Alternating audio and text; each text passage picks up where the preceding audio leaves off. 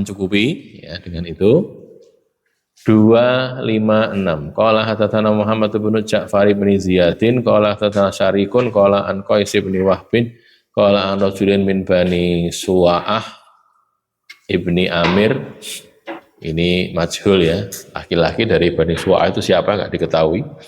An Aisyah, dari Aisyah anin Nabi sallallahu alaihi wasallam annahu, bahwasanya beliau Nabi kana yaghsilu ra'sahu, kana adalah yaghsilu ra'sahu, membasuh kepala beliau bil khitmi, dengan khitmi tadi, wa huwa junubun, sedangkan beliau itu junub, ya mandi janabat ini ya.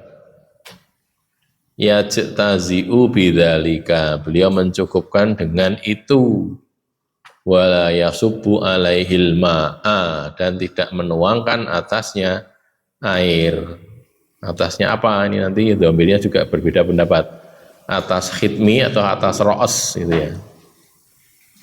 Hakam al-Albani menetapkan hadis ini dhaif. Khitmi atau hibiskus adalah jenis tumbuhan yang biasa digunakan untuk membasuh kepala karena ia mengandung air. Itu di bagian footnote ada keterangan ya. Sebuah genus tumbuhan berbunga dalam famili Malvaceae. Anggotanya sangat beragam, di dalamnya ada beberapa ratus spesies tumbuhan yang berasal dari daerah beriklim hangat subtropis dan tropis di seluruh dunia. Salah satu spesies anggotanya adalah kembang sepatu yang dikenal dengan bunganya yang besar dan mencolok. Dari khitmi itu begitu kalau didapatkan dari Wikipedia begitu ya. Jadi bunyinya kalau di sarah cuman tumbuhan yang biasa digunakan untuk membasuh kepala itu dok. Cari-cari saya dapatkan itu tadi dalam istilah biologi atau istilah Latin bisa disebut dengan hibiscus tadi. Kembang sepatu atau bunga sepatu itu salah satu spesiesnya. Ini genusnya ya. Ini spesiesnya satunya adalah bunga sepatu itu. Nabi mencukupkan diri dengan air yang keluar dari khitmi yang beliau gunakan untuk mandi dengan niat mandi janabat dan tidak menggunakan air bersih untuk membasuh, tanpa gucuk dengan banyu air gitu. Cuman itu saja, dari situ diperas gitu keluar airnya. Cuman masalahnya hadisnya dhaif ya, jadi tidak bisa jadi hujah. Mandi janabat dengan menggunakan air susuran khitmi atau sidr atau bidara asal diniati mandi janabat maka sudah mencukupi. Dhamir hu, dhamir ha pada lafal wala yasubbu alaihil ma itu bisa kembali ke khitmi, bisa juga kembali ke ro'os, kepala. Tidak nuangkan air ke khitminya tadi atau ke kepalanya. Itu ya, ini kalau saja hadis ini hasan atau sahih begitu, tapi kalau ini dhaif ya sekedar sebagai keterangan saja. Bagaimana saya pernah menyampaikan bahwa Abu Dawud itu penulis kitab ini ya, Sunan Nabi Dawud. Abu Dawud itu kalau tidak mendapati dalam satu bab satu hadis yang sahih atau hasan, maka beliau menggunakan hadis dhaif di bab itu. Ya. Tidak mengatakan bahwa hadisnya itu sahih, tidak. Ya mengatakan hadisnya itu dhaif. Tapi bagi Abu Dawud, menurut Abu Dawud, berdalil dengan hadis dhaif itu masih lebih baik daripada berdalil dengan ra'yi. Gitu loh ya. Cara berpikirnya begitu. Ya iki dhaif ning ya ada senimbang anggo pikirannya dhewe, enggak mending pakai ini gitu loh ya. Karena ini ada bab ini, bab yang seperti ini dia tidak mendapatkan hadis selain ini. Maka beliau masukkan ke dalam kitab sunannya, tidak mengatakan itu sahih, juga mengatakan ini dhaif, tetapi beliau pakai karena tidak ada dalil yang lain gitu ya. Secara umum ulama menganggap kalau hadisnya tidak sampai pada tingkat yang makbul, sahih atau hasan, ya tidak bisa jadi dalil. Sebagai pengetahuan boleh, tapi kalau dalil tidak bisa. Mandi terus pakai itu tok, nggak bisa karena hadisnya dhaif masalahnya, gitu loh ya. Cukup ya. Berikutnya 102. Babun fi ma yafidu bainar rajuli wal mar'ati minal ma.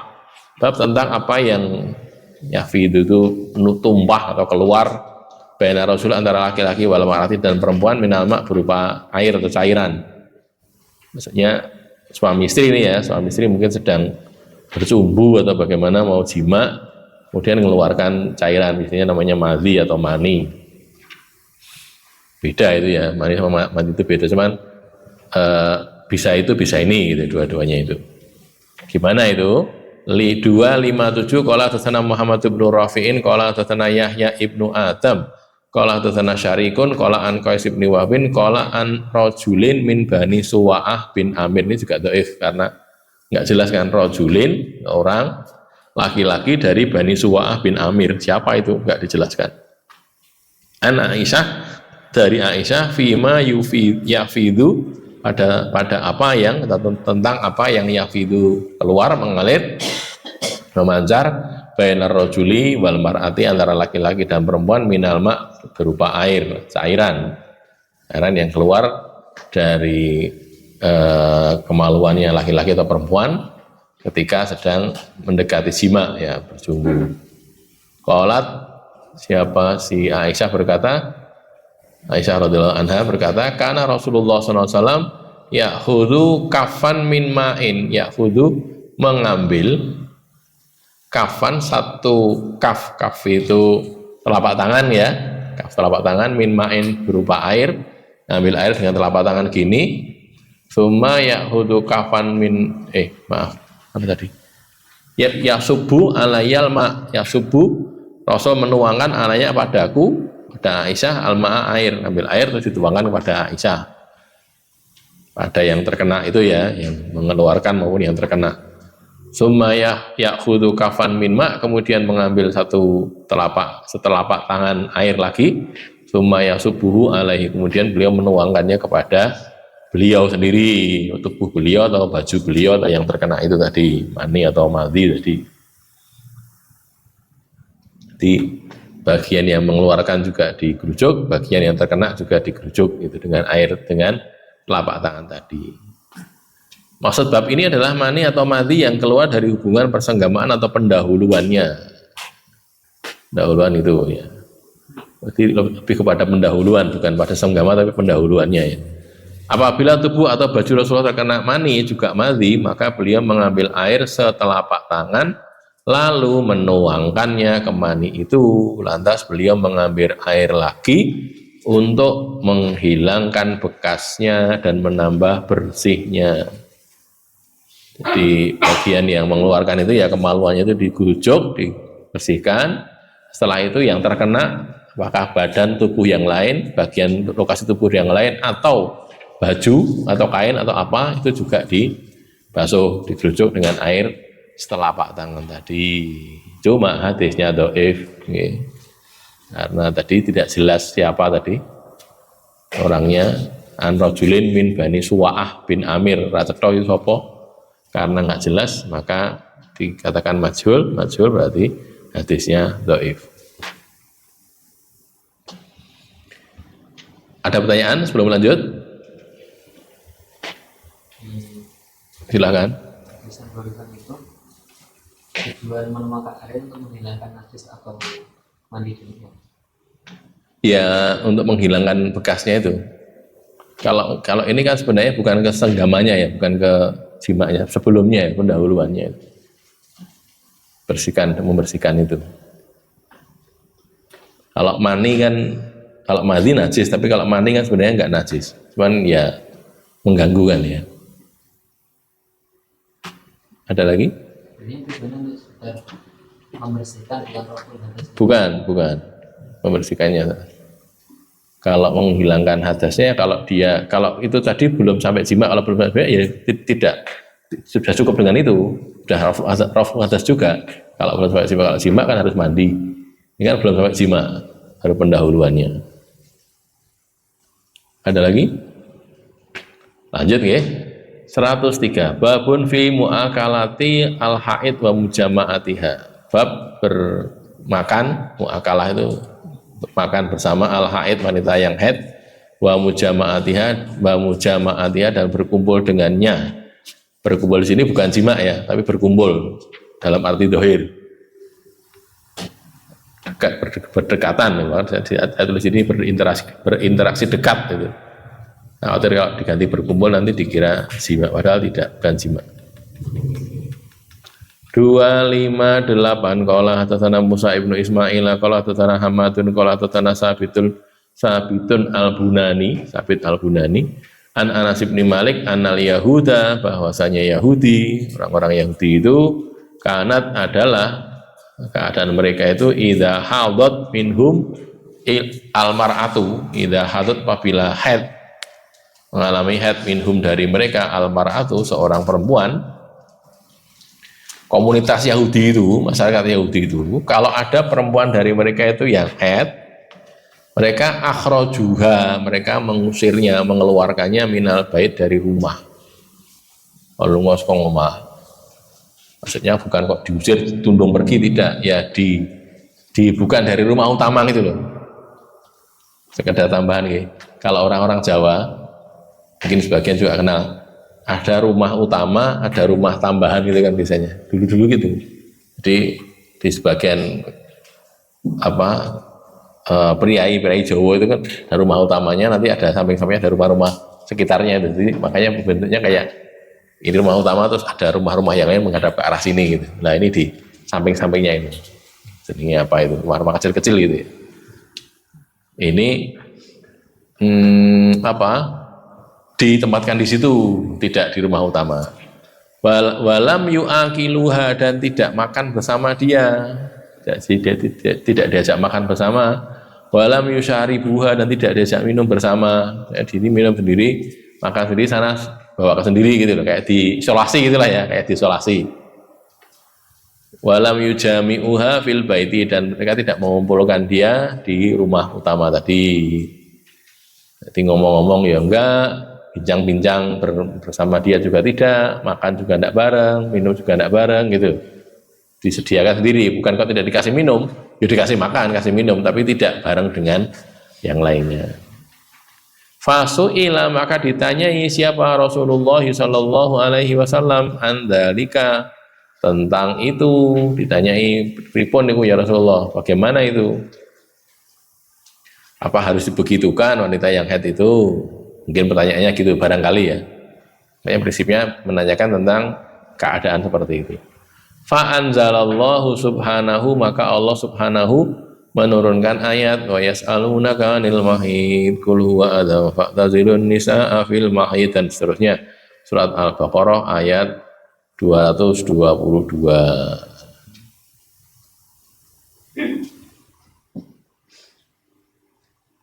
Kul, katakanlah, huwa azan, dia itu adalah azan, gangguan atau kotoran.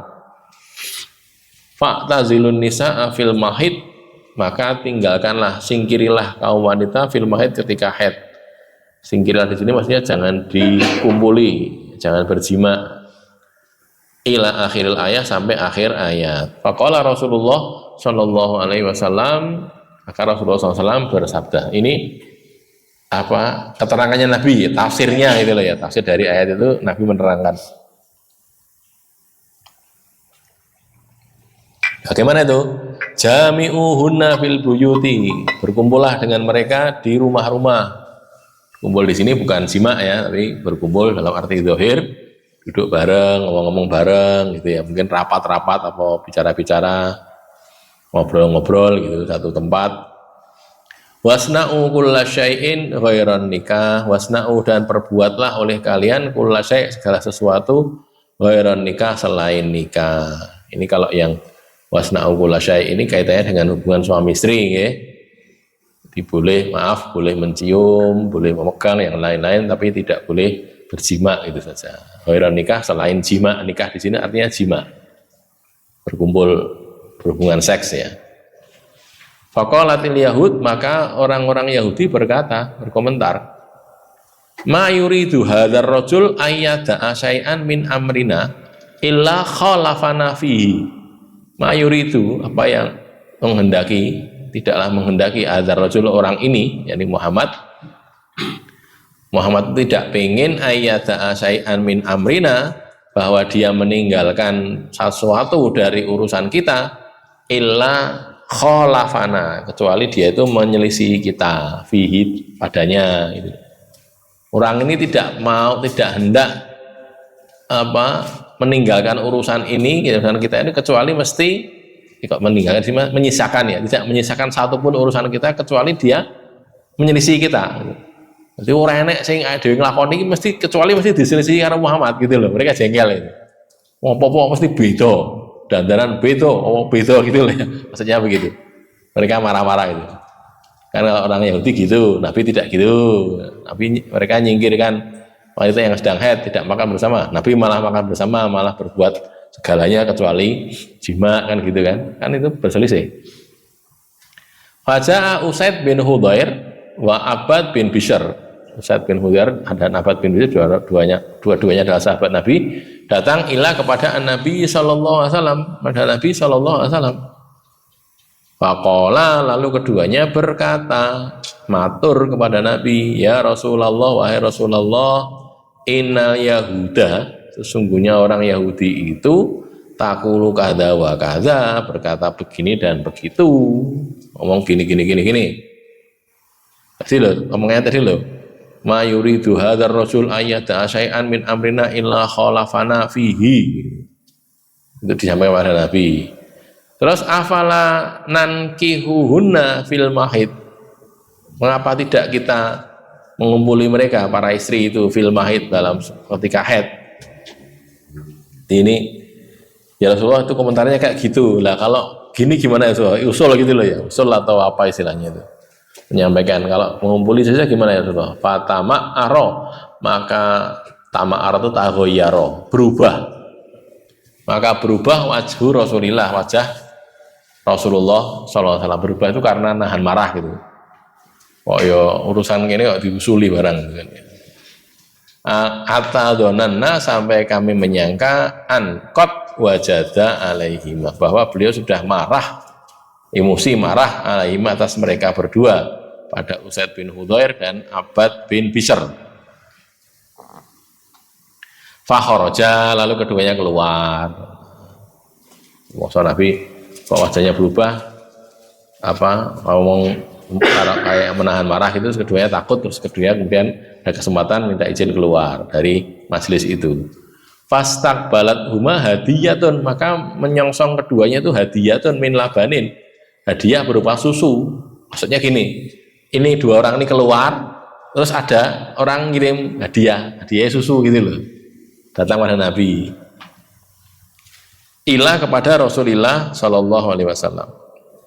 Hadiah susu itu maksudnya wadah susu dan isinya, gitu. Biasanya kan gitu, gitu. Ada wadah susu, periuk susu itu dan isinya.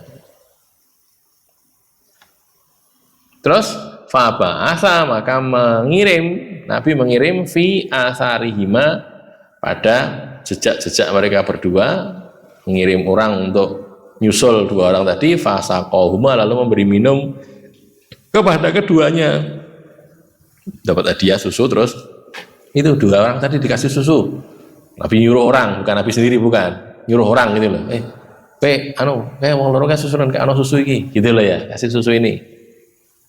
Terus fadhonanna, maka kami menyangka, kami yakin annahu lam yajid alaihima, beliau sudah tidak marah lagi kepada mereka berdua. Karena dikasih hadiah, berarti kan sudah ridho, sudah ridho dengan dua orang tadi. Di sini sahih, diriwayatkan juga oleh Muslim dan Tirmidzi, An-Nasa'i dan yang lain-lain. Dudukannya hadisnya sahih. Kelakuan orang Yahudi ketika istri atau wanita mereka mengalami haid adalah menyingkirkan mereka keluar dari rumah utama untuk tinggal di rumah lainnya yang lebih kecil, tidak makan bersama mereka, dan tidak berinteraksi dekat dengan mereka. Itu kalau wanita sedang mengalami haid. Tuh, orang Yahudi seperti itu. Kelakuan seperti ini ditanyakan kepada Rasulullah, bagaimana sikap muslimin? Gimana kita ya Rasulullah? Mereka pakai kayak gitu itu, kita gimana? Lalu Allah menurunkan ayat 222 surat Al-Baqarah sebagai jawabannya. Wa yas'alunaka 'anil mahid qul huwa adzan fa'tazilun nisaa fil mahid. wala taqrabuhunna hatta yadhurun fa idza tatahharna fa'tuhunna min haitsu amarakumullah innallaha yuhibbut tawwabin wa yuhibbul mutatahhirin. Wa yas'alunaka, dan mereka bertanya kepadamu wahai Muhammad anil mahid, tentang haid. Al-mahid, kul katakanlah, maksudnya haid itu darah haidnya atau kejadian haidnya itu. Kalau katakanlah gua dia itu azan, kotoran, sesuatu yang kotor atau mengganggu baunya. Fa'tazilun nisa, maka singkirilah kaum wanita, para istri itu fil mahid, ketika haid. Wala taqrabuhunna hatta yadhurna, dan kamu jangan mendekati mereka. Saya di sini maksudnya taqrabu di sini berjima, hubungan suami istri, bukan cedak-cedak, itu tidak kan boleh. Hatta yadhurna, sampai mereka suci.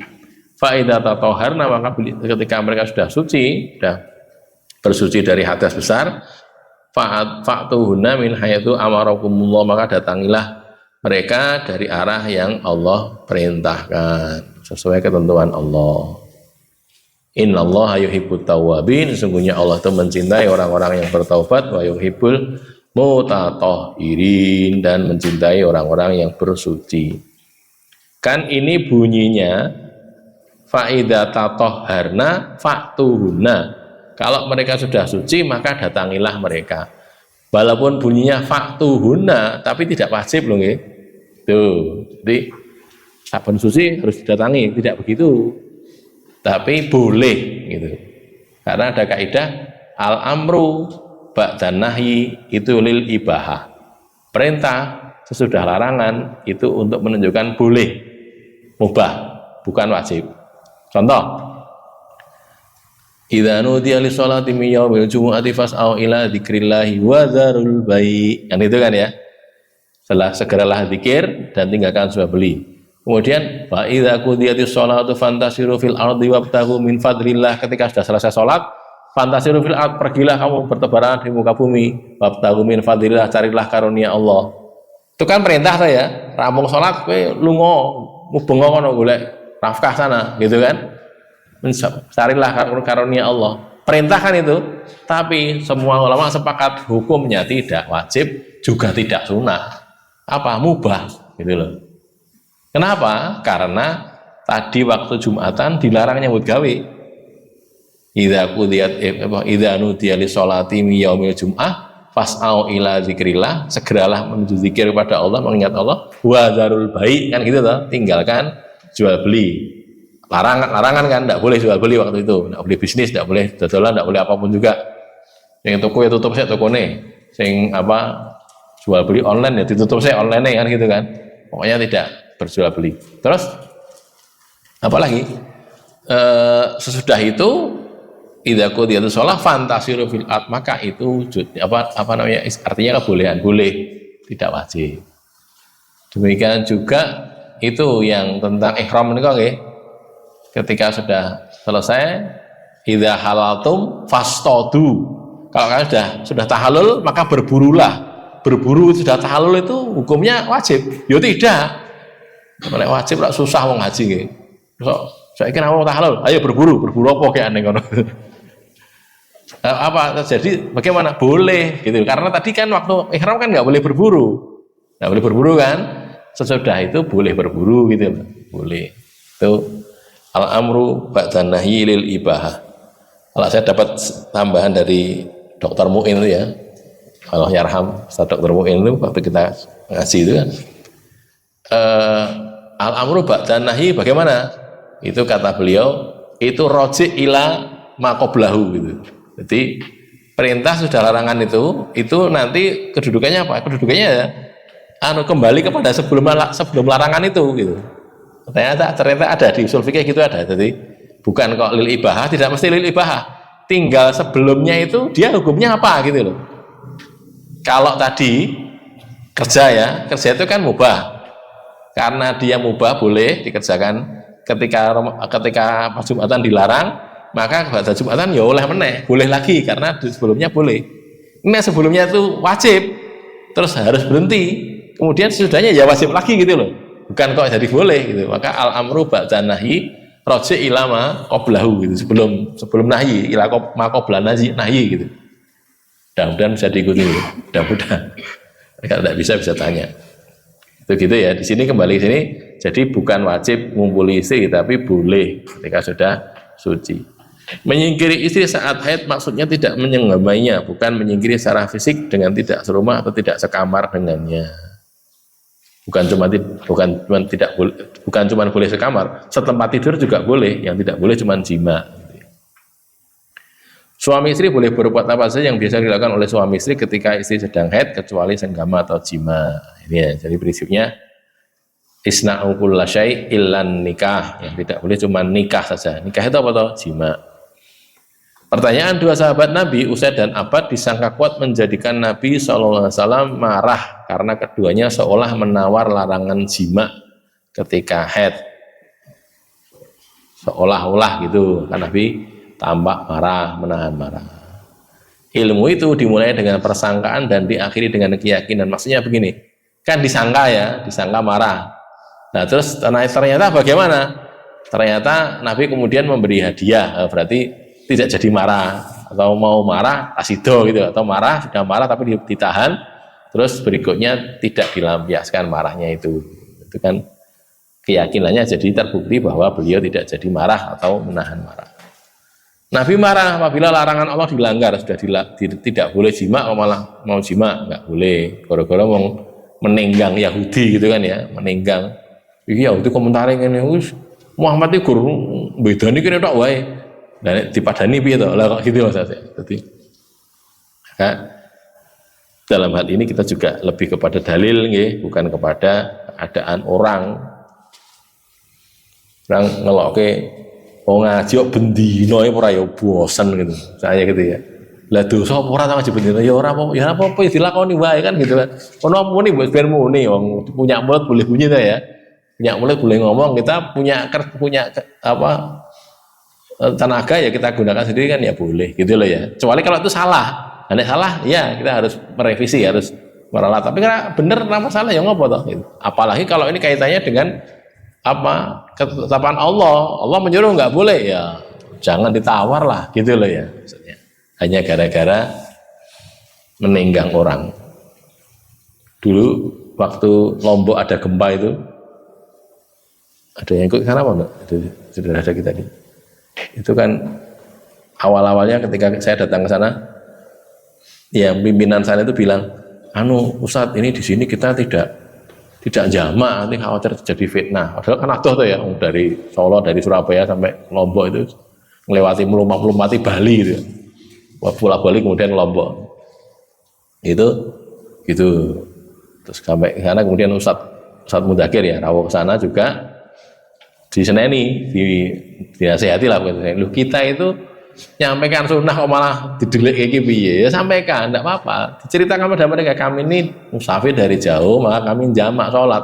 Sebelum Ustadz ke sana itu enggak pernah jamak sholat itu gara-gara pimpinannya itu ya teman kita orang Hawari juga ini ngerapati ngedong masalah din ya, artinya ngarang-ngarang dhewe itu rasa jamak udah dadi fitnah lho, genta dadi fitnah critakno gitu loh, sampaikan kami jamak karena gini loh gitu. Nyatanya ya jadi fitnah, diceritakan itu. Bapak-bapak, kami ini dari jauh, maka kami sholatnya itu jamak kosor.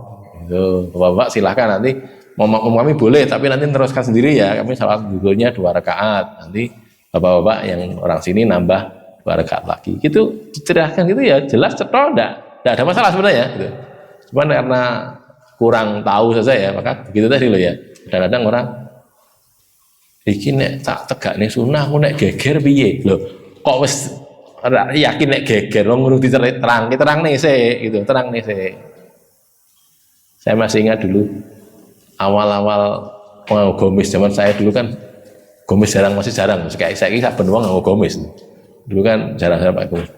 Pakai gomis gitu karena ngaji mulai terus lewat di depan orang yang enggak ngaji itu dokumen, wong lanang nggo sayai, dokumen gitu. Lah karena belum pernah lihat, ya enggak apa-apa kan, ya.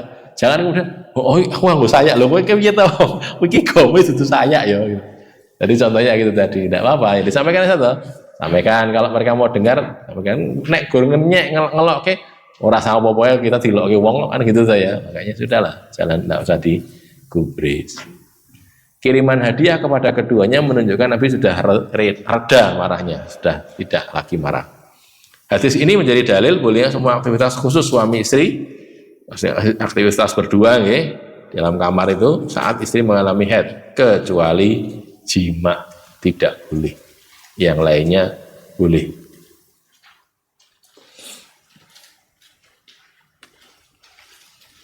Ini ada keterangan sedikit ya. Nikah itu bermakna jima. Akad nikah dilakukan untuk menghalalkan jima. Nikah itu kan artinya jima ya. Ilan nikah tadi kan artinya jima. Apabila ketika akad nikah dipersyaratkan untuk tidak berjima, maka syarat ini gugur. Ulama mengatakan begitu. Jadi gini lah ya. Ini saya dapatkan dari Manggul, dari guru saya. Jadi kalau orang nikah, misalnya ginilah, kasus yang sering muncul itu kalau anak-anak mahasiswa itu misalnya, anak kuliahan. Kue kena nikah neng ojo kumpul sih, itu orang tuanya gitu. Nek kumpul dia anak, kuliahmu piye kan gitu kan mikirnya. Terus ojo kumpul sih ya, karena nek berjima nanti hamil bagaimana? Gitu. Ya khawatir kuliahnya nggak lulus. Akhirnya sepakat sudah. Ini dua besan ini ya, si orang tua sini sama orang tua perempuan sama laki-laki rebutan itu sudah setuju. Anaknya beritahu, wes ngono ya, nikah neng oleh gonjangan oleh apa-apa ning ora kono jima sih gitu. Lha ya syaratnya gugur, wong nikah itu untuk menghalalkan itu kok piye to gitu. Misalnya itu nanti dilanggar oleh dua anak ini, ya ora dosa gitu loh. Loh kok jima piye? Lah bojoku ora jima piye kan gitu kan. Ya gitu. Nah ning nek iki gur kaitane ben ora yang-yangan gen anu. Lah itu tadi. Secara umum sih ya syarat itu ya boleh-boleh saja disyaratkan, tapi itu tidak termasuk syarat yang harus dipenuhi gitu loh. Gugur karena nikah itu, akad nikah itu untuk menghalalkan itu, sebelumnya haram jadi halal gitu. Kita perlu tahu ya, nanti kalau ada yang seperti itu ya oleh wae mensyaratkan gitu ya oleh, nek dilanggar aja kemudian piye kok dilanggar iki, nah kan ya memang boleh dilanggar, wong itu bukan syaratnya gugur kok, karena akad nikah itu memang untuk menghalalkan itu ya. Sudah ya, sebelum lanjut ada pertanyaan barangkali. Saya ada waktu dikit, silakan monggo.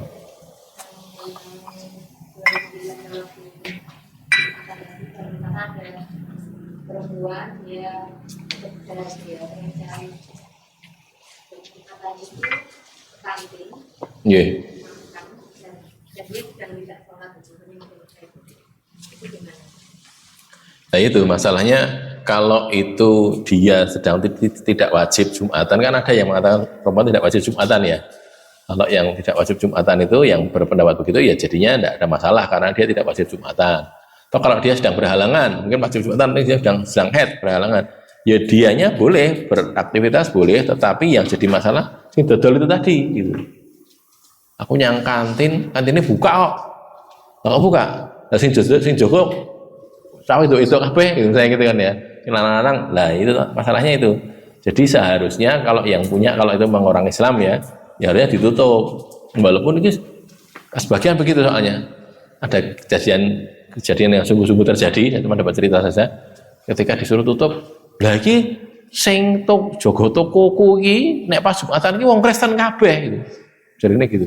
Nek sing Islam utawa ya wong Islam ning dora salat gitu loh. Wong abangan ada tuh ya. Oh, jangankan Jumatan, harian ya ora, kok malah kualik. Jadi pokoknya ora tahu salat gitulah. Jadi yo wis itu tidak boleh. Kenapa? Lah yang tokonya kan punya kamu kan bisa menutup gitu loh ya. Seharusnya ditutup. Tapi kalau orangnya loh orangnya yang perempuan tadi nggak ada masalah. Wong dia tidak wajib kok. Tidak wajib Jumatan kok. Gitu kan ya. Waktu sedang haid tadi atau sedang nifas, atau mungkin yang berpendapat memang ada tuh ya, ada hadisnya kan ya, hakun wajibun illa dan seterusnya itu, yang ada yang menerima hadis itu sehingga tidak wajib Jumatan. Musafir salah satunya, atau perempuan juga. Ada lagi? Larang jual di ketika Jumatan itu maksudnya Haram. Tidak bolehnya haram, bukan makruh. Ada lagi? Nggih. Jual beli itu waktu Jumatan itu haram atau makruh gitu loh. Jawabannya haram, bukan makruh. Ada? Masih ada? Lanjut nggih. 259. Qala tatana Musaddadun qala tatana Abdullah ibnu Dawud qala an Mis'arin qala an Mikdam ibni Sureh qala an abihi Mikdam bin Sureh dari bapaknya yakni Sureh. Ya, Sureh anak Aisyah dari Aisyah qalat dia berkata, Kuntu ata'arraqul azma. Aku itu menggigit tulang. Wa ana haid dan saya itu haid. Menggigit tulang yang masih ada dagingnya gitu loh nggih. Napa istilahnya? Brakoti napa nek. Bahasa kasarnya brakoti, bahasa halusnya napa niku? Ya memakan itu salah ya, makan daging yang menempel pada tulang gitu. Kan enak tuh nggih, daging yang menempel pada tulang itu kan enak. Fa'utihi lalu aku memberikannya kepada an-nabiyya sallallahu alaihi wasallam. Jadi masih tersisa terus dicaoskan Nabi gitu loh, berikan kepada Nabi. Fayaldhu maka Nabi meletakkan famahu mulut beliau fil maudhi pada lokasi pada tempat alladzi fihi wada'tuhu yang adalah pada tempat itu wada'tuhu aku meletakkannya. Jadi misalnya ini tulang gitu misalnya ya, nyun sewu. Ini Aisyah itu gigit di sini nih, di sebelah sini. Berikan Nabi gigitnya juga di situ juga gitu loh. Tidak di tempat lain, ya di situ juga di tempat Aisyah menggigit tadi gitu maksudnya. Maksudnya di sini begitu. Terus wa asyrabus syarab, kemudian aku minum minuman. Maksudnya ada wadah minum gelas gini ya. Fa unawiluhu lalu aku memberikan kepada Nabi. Masih ada airnya, masih ada isinya, belum habis. Terus fayaldhu famahu lalu Nabi meletakkan mulut beliau fil maudhi pada lokasi pada tempat allazi kuntu asrabu minhu yang aku itu minum di situ. Misalnya ini ada contohnya ya. Akhir gini. Nah, Aisyah itu minumnya di sini gitu ya. Ini terus dijelaskan Nabi. Nabi minumnya juga di situ, di tempat mulutnya Aisyah tadi gitu loh. Bukan ini kan permukaannya lebar. Soalnya gini, gitu toh.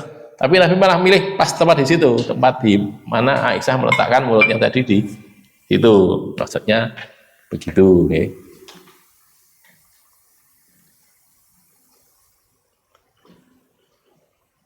Hadis ini sahih diriwayatkan Bukhari Muslim ya, muttafaqun alaih dan yang lain-lain banyak itu di takhrijnya. Hadis ini menjadi dalil bolehnya suami makan dan minum bersama istri yang sedang haid. Letak posisi makan minum suami pada wadah boleh sama, boleh sama. Ini kakeannya. Boleh sama dengan bukan sama. Boleh sama dengan lokasi makan minum istrinya. Boleh sama, boleh berbeda. Tidak harus sama, tidak harus beda. Hadis ini juga menjadi dalil bahwa air liur dan sisa makanan atau minuman wanita yang haid itu suci, bukan najis. Ya, jadi keadaannya seperti itu sampai ke tingkat itu. Nabi Shallallahu Alaihi Wasallam bergaul akrab dan lapang dengan istri beliau pada aktivitas keseharian. Minum ya, ngepas-ngepaske malah sebagian riwayat begitu kan ya, ngepaske. Aisyah mau ngombe sebelah nanti ya, dipaske lah gitu loh. Gitu itu kan juga mendekatkan hubungan gitu, sama istri kan ya. Berarti kayak gelas suntak neng gelas liyane. Yo, gelasmu, ini gelas kan itu dadi ra enak to nggih. Makanya ini sama suami istri harus baiknya begitu, bukan harus ya. Baiknya menjaga yang seperti itu tadi. Makan dan minum dengan satu wadah yang sama itu boleh dilakukan oleh sesama muslim, terutama bila memiliki hubungan khusus, misalnya suami istri, orang tua dan anak, atau saudara kandung, atau sebapak, atau seibu. Dulu di Jogja itu awal-awal dulu ya, ada beberapa orang, salah satunya Ustaz Sembodo Allah yarham ya, juga ada beberapa orang waktu awal-awal di Jogja. Kita dulu tuh ning Yojo cek do bujang-bujang tuh nek sing nikah sehari itu iso ketemu ping 3 di tempat yang berbeda. Ning wonge ya kuwi tok itu. Awake guyu dhewe aja iki ngopo to jane. Jadi di sini ngaji apa gitu kan ya. Sinau maca kitab ning kene, esuk engko awan ning endi ngono sinau lagi. Orangnya itu, tempatnya lain, acaranya lain. Acaranya telu, nggone beda, wonge padha gitu. Jadi ya wonge cuma itu saja. Itu waktu kita ngaji, waktu itu kita baca Safatu Tafasir masih awal-awal anyar-anyar kitab itu ya, ditulis oleh Ali Al-Sabuni. Anyar-anyar kitab Safatu Tafasir itu sinau gitu, kita biasanya bikin teh celup gitu kan ya, kau gelas yang gede itu, ada gelas segede, bukan sekecil ini, lebih gede lagi, gelas bilirik itu lagi, cangkir bilirik itu rada gede, atau lebih gede lagi, itu tok, cangkirnya itu saja, nanti ngombe ini gentenan itu, WC, coba sing saya di sini ngombe ya, nanti saya ngelaknya ngombe, ya di situ, tidak dituangkan yang lain, ya di situ bareng-bareng, tempatnya di situ si kelas itu, boleh apa, bareng-bareng begitu, nah itu boleh, tidak apa-apa. Sebagian orang dulu waktu SMA dikandani gitu, ki gelasnya siji wae, masa ndak oke wong padha-padha wong Islame. Jawabane, ya padha Islame Mas ning idune beda jarine. Pola salah. Ketaktisan itu. Malah bilang begitu. Oh beda, coba aku beda lah. Nek jijik ya wis nggih. Wong sebenarnya ndak ada masalah to wong padha-padha wong Islame. Gitu ya. Saudara kandung atau sebapak atau seibu prinsipnya begitu. Apalagi kalau khusus, tidak khusus pun pokoknya sama muslim kan ya boleh gitu loh. Satu gelas dipakai bareng-bareng itu tidak apa-apa, tidak masalah gitu. Rumah tangga muslim tidak disyaratkan memiliki perabotan yang lengkap. Nah, nek gelas siji tok tinggal suami istri kan berarti butuh gelas siji tok to nggih. Apa yo enek omah hoyong nek sekarang mungkin enggak ada ya. Jadi omah gelas siji itu ya enek. Sak marat-marate gelasnya ya akeh nggih. Zaman dulu mungkin sudah terjadi.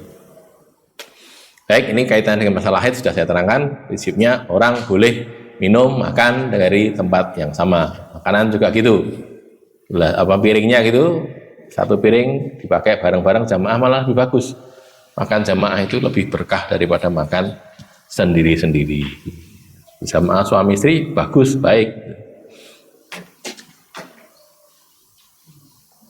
260. Qala hadatsana Muhammad bin Katsirin qala hadatsana Sufyan qala an Mansurin bin Abdurrahman qala an Safiyata qala an Aisyah, dari Aisyah qala dia berkata kana Rasulullah sallallahu alaihi wasallam, adalah Rasulullah sallallahu alaihi wasallam yad'u ra'sahu, meletakkan kepala beliau fi hijri, pada pangkuanku. Aisyah silong itu nggih, duduk bersila, lalu Nabi meletakkan kepalanya di pangkuannya Aisyah. Fayaqra'u, lalu beliau membaca Quran. Hafalan maksudnya. Nabi kan tidak bisa baca, misalnya hafalan. Wa ana haid, dan aku sedang haid. Padahal aku sedang haid. Nabi tidur di pangkuannya Aisyah, padahal Aisyah sedang haid. Dan baca Quran di situ. Melafalkan ayat-ayat Al-Quran. Hadis ini menjadi dalil bolehnya membaca Al-Quran dengan berbaring. Boleh. Bukan haram, tidak haram, boleh. Sambil berbaring, baca Quran, boleh. Namun nek bablasan turu lah itu risikonya. Tak rampung baca Quran ini. Nah, masalah tidur, jangankan berbaring, wong duduk aja bisa tidur. Kan itu ya. Berdiri aja bisa tidur. Dulu kan kita punya teman, kita bareng punya teman, kalau saya sebut namanya mungkin banyak yang kenal gitu, tidak usah sebutkan kan. Numpak bis kota itu loh, tidur subhanallah. Padahal ngadeg gitu. Hebat banget itu. Jadi kalau duduk rada-rada nggih, senden ini ngadeg loh. Tangannya cekelan di mana? Di ada pegangan itu kan ya di atas tuh. Iso turu itu, general ratibo itu. Kayak hebat bener. Ya bisa saja, memang bisa. Diperkenalkan pula membaca Al-Quran di dekat tempat yang najis. Maaf, head kan ya, di pangkuan kan berarti dekat dengan tempat yang mengeluarkan head itu. Jadi dekat kan, boleh, tidak apa. Yang penting tidak kena saja kan. Kalau kena kan jadi najis, tapi kalau tidak kan tidak. Rasulullah SAW mengajarkan bersikap lembut dan dekat dengan istri sampai pada batas yang masih diperkenankan oleh syariat. Kalau sudah melanggar ya tidak, kalau masih boleh ya dilakukan. Jadi berbaring baca Quran boleh, kemudian di dekat tempat najis, misalnya di sini ada najis, soal di sini boleh, ya boleh. Kalau emang harus di situ ya, atau ada kepentingannya. Kalau tidak ada kepentingannya ya, ngapa tidak tempat najis kan gitu tuh ya. Gambarannya masjid gini lah, masjidnya kecil, masjidnya cilik, terus kebak nggo itikaf, yang kono kuwi enek kolam. Pojokan kok ada tempat mandinya di situ, tempat WC-nya situ. Karena masjidnya kecil, WC-nya dekat situ. Nah, orangnya itu ngajinya waktu baca Quran dekat situ, ya nggak apa-apa. Wong cuma dekat saja loh, kan tidak kena najis, tapi cuma dekat. Dekat mana dengan Nabi? Lebih dekat Nabi ini, Nabi dekat banget kan dengan tempat najisnya. Saya ada tambahan lagi, ini sekedar keterangan tambahan. Hadis ini dan hadis-hadis lainnya yang menceritakan kehidupan rumah tangga Nabi secara khusus, jadi kaitan dengan bagian dalam rumah tangganya, hubungan laki-laki perempuan, suami istri, ya, itu menjadi sasaran kritik kelompok yang menyerang hadis dan sahabat Nabi, khususnya istri-istri Nabi diserang. Aisyah ini cerita kaya ngono sini mesum porno kan gitu kan ya. Mereka menyatakan bahwa hadis seperti ini tidak layak diungkapkan dan diajarkan karena bernuansa mesum atau porno. Ini kritikan mereka ya, kritikan mereka. Jawaban terhadap kritik itu adalah hadis seperti ini justru harus diajarkan agar kaum muslimin tidak salah bersikap dan tidak bersikap keterlaluan memperlakukan istri yang sedang haid. Itu karena ini urusan syariat, ya, syariat pelajaran din kudu dicetake. Nek orang nanti tidak paham orang, bukan gitu kan ya? Dijelaskan. Bukan kaitannya dengan mosok hubungan suami istri apa di dalam kamar kok dijelaskan. Loh, kalau tidak dijelaskan bagaimana kita tahu itu boleh tidak boleh, kan gitu kan? Makanya tidak ada masalah. Secara umum pemaparan aktivitas dalam rumah tangga Nabi selain keadaan saat berjima kan memang tidak boleh kan ya, waktu jimaknya kan tidak boleh diceritakan, tapi kalau sekedar mencium, memegang itu kan tidak ada masalah toh. Merupakan bentuk pengajaran syariat Islam yang mengatur segala aktivitas hidup manusia dari bangun tidur sampai menjelang tidur lagi gitu. Kemarin sudah kita bahas juga kan. Aisyah malah mengatakan, kalau kamu pengen tak tunjukkan tangannya Nabi, bekas tangannya Nabi kan. Beliau kalau kasih mandi junub kemarin kan ya, diusapkan ke dinding itu kan, untuk sebagai gen membersihkan tangannya itu, digusuk air, diusapkan ke dinding, terus digusuk air lagi. Sampai Aisyah mengatakan, kalau kamu mau tak tunjukkan ini bekas tangannya Nabi. Begitu itu bukan hal yang memalukan, justru malah perlu diajarkan bahwa begitu Nabi dalam mandi sehingga orang tidak salah nyontohin Nabi iso persis gitu loh. Nah, kalau mau nyontoh persis iso karena detail banget kan menceritakannya wudhu dulu terus begini diceritakan kan, masuk kemaluan juga diceritakan. Kenapa? Kalau enggak terus piye carane gitu. Apa tidak lebih buruk lagi kalau orang melihat kan ya nggak mungkin maksud melihat Nabi kan ya nggak mungkin. Yang boleh melihat kan istrinya, karena tidak ada aurat suami untuk istri, tidak ada aurat istri untuk suami kan, gampangnya semuanya boleh dilihat kan gitu. Yang bisa begitu ya istrinya Nabi. Makanya penyampaian begitu itu bukan cuman istilahnya ada sekedar kepentingan, tapi malah perlu, sangat perlu.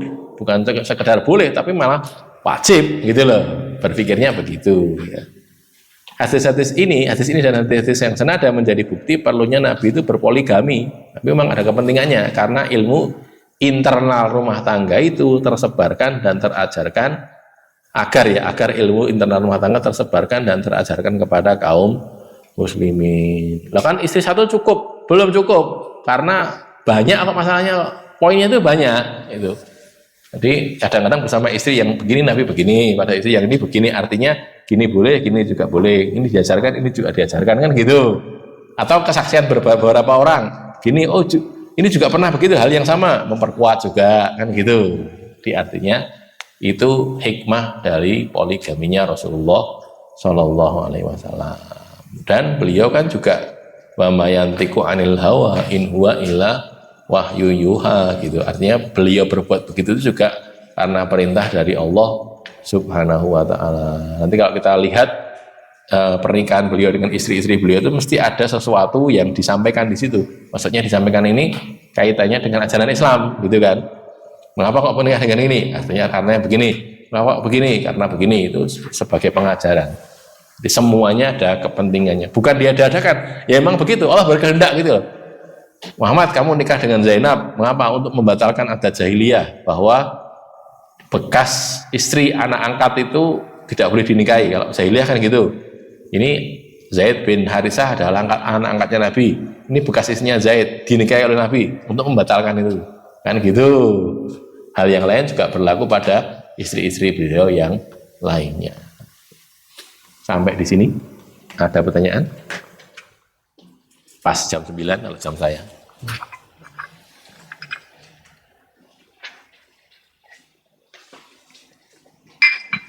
Ada ya, qulu qouli hadza, astagfirullah li wa lakum, alhamdulillahirabbil alamin.